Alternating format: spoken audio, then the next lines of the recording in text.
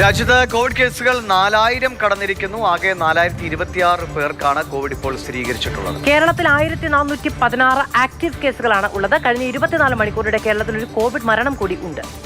അർജുൻ പിതാവിന് ഡൽഹിയിൽ നിന്ന് രാജ്യവ്യാപകമായുള്ള വിവരങ്ങളുടെ വിശദാംശങ്ങൾ നൽകും. അർജുൻ, ഇപ്പോൾ പറയുന്നു അത്ര വ്യാപനശേഷി കൂടുതലാണ്, പക്ഷേ തീവ്രത കുറവാണ് എന്നത് നമുക്ക് ആശ്വാസമാണ്. എങ്കിലും ഈ എണ്ണം ഇങ്ങനെ കൂടി വരുന്നതിന് എങ്ങനെയാണ് ആരോഗ്യ മന്ത്രാലയം കാണുന്നത്? ഏതെങ്കിലും സംസ്ഥാനങ്ങൾക്ക് പ്രത്യേക ജാഗ്രതാ നിർദ്ദേശം ആരോഗ്യ മന്ത്രാലയം നൽകുന്നുണ്ടോ?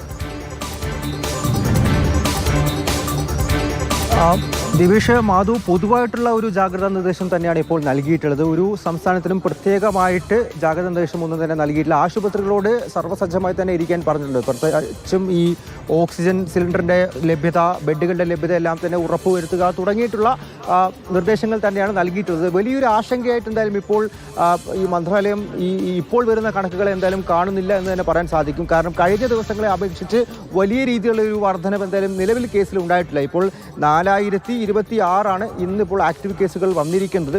കേരളത്തെ അപേക്ഷിച്ച് കഴിഞ്ഞ ദിവസങ്ങളെ ഉണ്ടായ ഒരു വലിയ വർധനവ് ഇന്നും ഉണ്ടെന്ന് പറയാൻ സാധിക്കില്ല. 19 കേസുകൾ മാത്രമാണ് കേരളത്തിൽ പുതിയതായിട്ട് റിപ്പോർട്ട് ചെയ്തിരിക്കുന്നത്. അതിനെക്കാട്ട് ഒരുപാട് ആളുകൾ രോഗമുക്തി നേടി ഡിസ്ചാർജ് ആയിട്ടുമുണ്ട്. പക്ഷേ കഴിഞ്ഞ 4 ദിവസമായി കേരളത്തിൽ ഓരോ ദിവസവും ഓരോ കോവിഡ് മരണം വെച്ച് സ്ഥിരീകരിക്കുന്നുണ്ട്. ഇപ്പോൾ കഴിഞ്ഞ 24 മണിക്കൂറിനിടെ ഒരു 80 വയസ്സുള്ള വ്യക്തിയാണ് കോവിഡ് മൂലം മരണപ്പെട്ടു എന്നുള്ള കാര്യം ഔദ്യോഗികമായി സ്ഥിരീകരിച്ചിരിക്കുന്നത്. അദ്ദേഹത്തിന് രൂക്ഷമായിട്ടുള്ള ന്യൂമോണിയ ബാധിതനായിരുന്നു. അങ്ങനെയാണ് അദ്ദേഹത്തിൻ്റെ മരണം സ്ഥിരീകരിച്ചിരിക്കുന്നത്.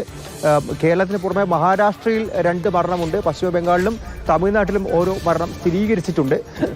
ഇപ്പോഴും ഈ വലിയ ആശങ്കപ്പെടുത്തേണ്ട അല്ലെങ്കിൽ ആശങ്കപ്പെടുന്ന ഒരു രീതിയിലേക്ക് ഈ വ്യാപനം കടന്നിട്ടില്ല എന്നുള്ള കാര്യം തന്നെയാണ് കേന്ദ്ര ആരോഗ്യ വിവരങ്ങൾ നൽകിക്കൊണ്ടിരിക്കുന്നത്. വലിയ വ്യാപനശേഷിയുണ്ട്, പക്ഷേ മാരകമായ തരത്തിലുള്ള ആരോഗ്യ പ്രശ്നങ്ങൾ ഉണ്ടാക്കുന്നില്ല എന്നുള്ളതാണ് ഒരു വലിയ ആശ്വാസം. വീണ്ടും ഒരു കോവിഡ് കാലം എന്ന് പറയുന്നത് നമുക്ക് ചിന്തിക്കാൻ കഴിയുന്നതിനും അപ്പുറത്താണ്.